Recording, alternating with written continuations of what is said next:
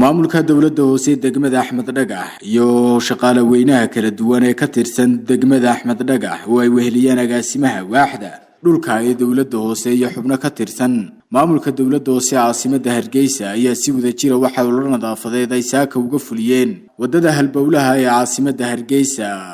agagaarka tiyaatarka ilaa iyo jaamaca magaalada Hargeysa iyagoona ka nadiifinayay qashinka yaala hareerahooga waxaana intaasi dheeraa inay ka guraan dhagaxaanta hor yaala meheradaha qaar ugu horreyn waxa halkaasi ka hadlay agaasimaha waaxda dhulka ee dawladda hoose caasimadda Hargeysa waxaana uu ka waramay hawlgalkan ay maanta ay ka fulinayaan wadadaasi meeshii wataanu nadiifinay ee ay kaleerka tahay maanta waa maalintii khamiista ahayd ee bilaha ahayd bisha khamiista ugu dambaysa waxaanu ka shaqeynaa nadaafadda magaalada marka santarka magaalada ayaa maanta la galay annagu qaybta sharaaclaanu galay magaalkan taagana waa halkii istaankii basaska caasimadda ee New Hargeysa ka bixi jireen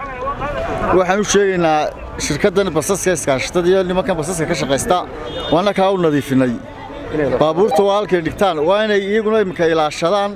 oo baabuurta hoostooda iyo hareerahooda iyo meheradaha ku soo jeeda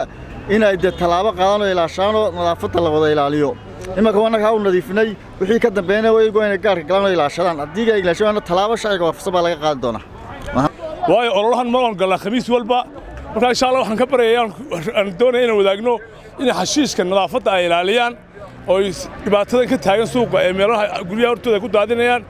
in halkii loo idmo ee gawaadhida xashiishka la saaray inay saaraan baan doonaynaa intaasaan ku hambaleynayaa dadka Jamhuuriyadda Soomaaliland caasimadda Hargeysa maamulka dawladda hoose Axmed Dhagax Maxamed Daawud Cige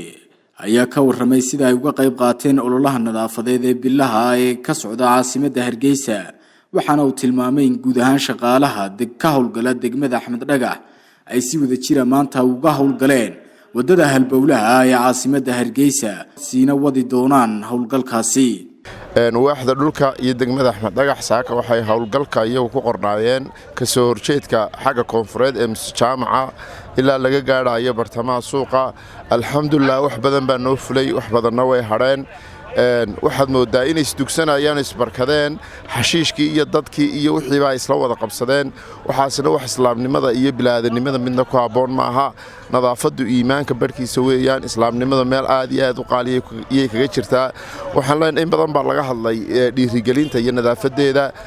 waxay u baahan tahay in la joogteeyo ka dawlad hoos ahaan annagu waxaanu sameeynaa si joogta ayaa looga shaqeynayaa bil kasta si joogta baa looga shaqeeyaa dadweynu qaybtiisa ka qaataa oo halkaan imika la nadiifiyaan xashiish dambe ku soo noqon oo aroorta haddii sideedii ku soo noqotay waxa u daaliyata waxaan ahayn oo inuu ka faa'iidnay ma jirto marka ciddii ka qayb qaadan weydana waxa laga qaadi doonaa tallaabo waafaqsan sharciga ganaax baa la marin doonaa degmadii ku shaqada lahayd iyo waaxdii arrimaha bulshada ayaa hawsha qaban doonta maadaama suuqa dhexdiisa tahay marka waxaan ku soo gabagabeynayaa aynu iskaashano meel adagna aynu ka soo wada istaagno xamse qurbaani iyo Fawzi Axmed Caynad warbaahinta qaranka Hargeysa